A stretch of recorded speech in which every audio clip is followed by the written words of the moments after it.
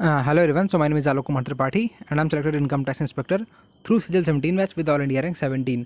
तो जो नए एस्पिरेंट्स हैं जिन्होंने ज़्यादा जानकारी नहीं है तो उनका एक काफ़ी ज़्यादा पूछा जाने वाला क्वेश्चन था कि जो टॉपर्स होते हैं मोस्टली टॉप 100 में, टॉप 50 में, टॉप 20 में, इवन कि टॉप 500 में, उनमें से जो मोस्ट ऑफ द लोग होते हैं उनकी चॉइस ITI या फिर MEA क्यों होती है या फिर CSS क्यों होती है, जबकि ये 4600 ग्रेड पे जॉब है और AA जो पोस्ट होती है ग्रुप बी पोस्ट है, गैजेटेड पोस्ट है, 4800 ग्रेड पे है, फिर भी वो टॉपर्स की चॉइस क्यों नहीं होती है। ठीक है, बहुत लोगों का ये क्वेश्चन था मुझसे, तो फाइनली आज मैं एक प्रॉपर डेडिकेटेड वीडियो इस पर बना रहा हूँ।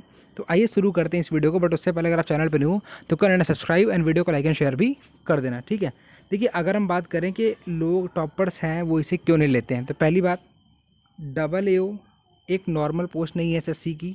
इसके लिए आपको एक पेपर 4 होता है मेंस में, आपका मतलब आपको मैथ्स दोगे, आप इंग्लिश में दोगे, और फिर उसके अलावा एक और एग्ज़ाम आपको देना पड़ेगा अकाउंट्स का, और उसमें इकोनॉमिक्स वगैरह आती है, उसका एग्ज़ाम आपको देना पड़ेगा अगर आपको AA बनना है तो। ठीक है, फिर कुछ लोग ये पूछ रहे थे कि मान लो अगर हमने फॉर्म भरते टाइम AA को चूज़ तो कर लिया है बट उसका पेपर हम नहीं देते तो क्या हम बाकी पोस्ट के लिए एलिजिबल होंगे? बिल्कुल। अगर आप AA ने आपने चूज़ किया है, आप क्वालिफाइड हैं उसके लिए, फिर भी अगर आप उसका पेपर नहीं देते हो तो आप नॉर्मल पोस्ट के लिए अलाउड रहोगे। ठीक है, तो पहली बात तो है कि आपको इसमें एक पेपर 4 भी देना पड़ता है अलग से, जहाँ पे इंस्पेक्टर्स की कट ऑफ 700 में बनती है, वहीं पर AA की कट ऑफ 900 में बनती है, क्योंकि यहाँ पे एक 200 मार्क्स का पेपर एक्स्ट्रा होता है। ठीक है, बात समझ आ गई आपको? तो इतना आपको डिफरेंस क्लियर हुआ। अब बात करते हैं कि लोग इंस्पेक्टर को क्यों लेते हैं और ये AA को क्यों नहीं लेते हैं। तो पहली बात, 2016 के पहले AA की रिक्रूटमेंट SSC के थ्रू नहीं होती थी, वो सिर्फ और सिर्फ प्रमोशन के थ्रू बनाए जाते थे। दैट मीन्स जो आपके ऑडिटर्स भर्ती होते हैं, कैग के थ्रू जो आपकी होती है, ऑडिटर की पोस्ट होती है, उनको प्रमोट करके 4-5-6 साल में एग्ज़ाम्स दे करके वो AA बनते थे। बट 2016 में पहली बार हुआ कि AA की पोस्ट आई, 17 में भी आई हैं, 18 में भी हैं और जहाँ तक 19 में भी हैं। ओके, अब बात करते हैं कि लोग भाई क्यों नहीं लेते हैं। तो आपके पास एक डिपार्टमेंट है कैग, और एक है ITI, और एक है MEA। ठीक, मैं यहाँ पे इन्हीं तीनों को ले रहा हूँ, स्पेशली इन दो से इनका कंपैरिजन पूछा गया था। तो आपको खुद पता होना चाहिए कि अगर इन तीनों में से हम बात करें कि कौन सा डिपार्टमेंट सबसे ज़्यादा इन्फ्लुएंशियल है, कौन सी सबसे ज़्यादा social Prestige, social respect gain करता है, तो ऑब्वियस सी बात है इनकम टैक्स डिपार्टमेंट इस मामले में काफ़ी आगे है। और ये एक रीज़न है कि लोग टॉपर्स 10 में से 6-7 बच्चे इनकम टैक्स को प्रेफर करते हैं। तो पहली बात होती है सोशल रिस्पेक्ट, जिस वजह से लोग इसको प्रेफर करते हैं। और MEA का भी रीज़न वही है कि MEA में आपको फॉरेन पोस्टिंग मिलती है, तो जिनको फॉरेन जाने का चार्म होता है, फॉरेन जाते हो तो आपकी सैलरी 2.5 से 3 लाख रुपए आती है पर मंथ। इसकी मैं एक जॉब प्रोफाइल अलग से बनाऊंगा। तो पहला रीज़न तो ये होता है कि ITI की सोशल रिस्पेक्ट ज़्यादा होती है और MEA की फॉरेन में सैलरी भी ज़्यादा होती है। फिर हम बात करते हैं ट्रांसफ़र की। तो MEA में तो आपको पता है, या तो आप दिल्ली में रहोगे या तो आप फॉरेन में रहोगे। ITI में अभी तक ट्रांसफ़र्स अलाउड थे, बट इस बार से, इस साल से ट्रांसफ़र्स फिलहाल तो बंद कर दिए गए हैं। ट्रांसफ़र आपको लेने हैं तो आप ITO बनने के बाद म्यूचुअल वगैरह भले ले सकते हो, या फिर जब आप असिस्टेंट कमिश्नर बनेंगे फिलहाल के हिसाब से, तब आपका प्रमोशन ऑल इंडिया लेवल पर कहीं भी होगा। बट ऐसा नहीं कि ट्रांसफ़र हमेशा के लिए रोक दिए गए हैं, मे भी आने वाले 3-4-5 सालों के बाद ट्रांसफ़र्स फिर से ओपन कर दिए जाएंगे। तो अभी तक एक रीज़न ये भी था कि कैग डिपार्टमेंट जो आपका होता है, CAG होता है, इसमें आपके ट्रांसफ़र्स अलाउड नहीं होते हैं, चाहे फिर वो ऑडिटर हो, चाहे फिर वो AA हो। ठीक है, इनमें आपके ट्रांसफ़र्स अलाउड नहीं होते हैं। फिर आगे हम बात करते हैं प्रमोशंस की। तो अगर आप ITI ज्वाइन करते हो, थोड़ा बहुत 22-23 साल में ज्वाइन करते हो, तो आप प्रमोट होकर ITO बन जाएंगे पहले, फिर आप assistant commissioner, deputy commissioner, joint commissioner और एडिशनल कमिश्नर। दैट मीन्स आप 1 promotion, 2 promotion, 3 promotion, 4 promotion, 5 promotion. Additional commissioner अगर आप नहीं भी बन पाते हो, नॉर्मली आप जॉइंट कमिश्नर पे जाके रिटायर होते हो। ठीक है, आपको, अब आप खुद सोचिए कि अगर आप इनकम टैक्स में जॉइंट कमिश्नर होते हो तो आपको कितनी रिस्पेक्ट मिलती है। ITO बनने के बाद से ही आपको वार्ड में जब आप पोस्ट होते हो आपको पर्सनल कार मिल जाती है, पर्सनल ड्राइवर मिल जाता है, आप खुद अपने ऑफिस के हेड होते हो। अब बात करते हैं AA की।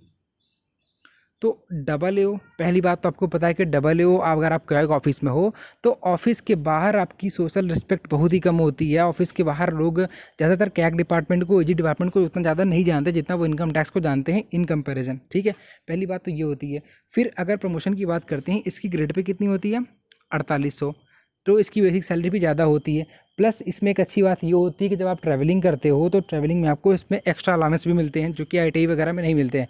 ITI में आपको सिर्फ महीने का 30 लीटर पेट्रोल और मोबाइल बिल मिलता है। बट डबल में होता है कि जब आप शायद कॉमर्शियल ऑडिट उसे बोलते हैं, जब आप उसमें होते हो तो आप ऑडिट करने दूसरे डिपार्टमेंट वगैरह में जाते हो जहाँ पे कैग ऑडिट करता है, तो वहाँ पे आपकी सैलरी कई बार लगभग 1-1 लाख रुपए पार कर जाती है। ठीक है, उस हिसाब से अगर आप देखोगे तो डबल की जॉब काफ़ी अच्छी है। बट अब इशू यहाँ पे ये आता है प्रमोशंस की, अगर बात करते हैं फ्यूचर की, तो 4 साल बाद आप यहाँ पे 5400 ग्रेड पे हो जाते हो।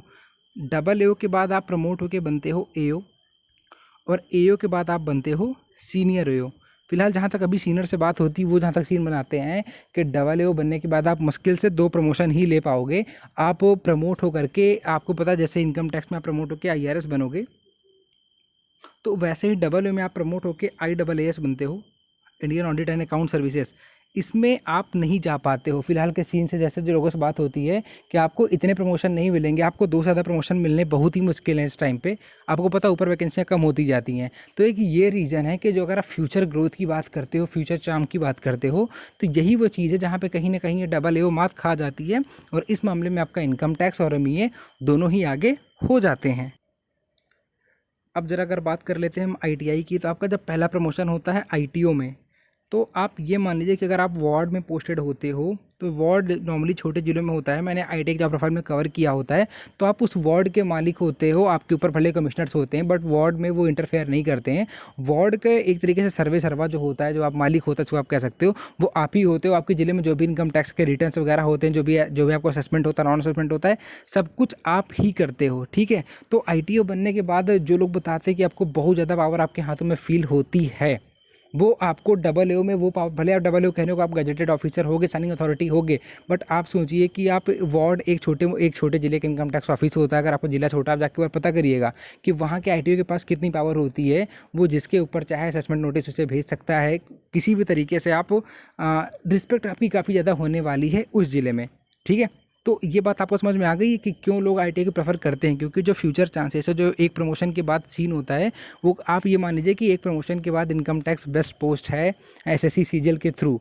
शुरू में आपको बोल सकता है कि ये तो ग्रुप C है, 4600 ग्रेड पे है, प्रमोशन पहला 8 से 9 साल लग जाते हैं, बट कोई बात नहीं। जब आपका पहला प्रमोशन होता है, उसके बाद जो लाइफ होती है वो कम्प्लीटली चेंज हो जाती है ITO बनने के बाद में ही। तो यही एक रीज़न है कि जो फ्यूचर प्रमोशन हैं, 3 से 4-5 प्रमोशंस मिल जाते हैं आपको, और आपकी जो पावर होती है, सोशल रिस्पेक्ट होती है, वो काफ़ी ज़्यादा होती है in comparison to double AO। ठीक है, तो आई होप कि मैंने आपकी लगभग सारी चीज़ें इसमें कवर कर दी हैं। फिर भी अगर आपको कुछ पूछना है तो आप कमेंट कर सकते हो। ठीक है, टिल देन पढ़ते रहिए, bye bye and God bless you all.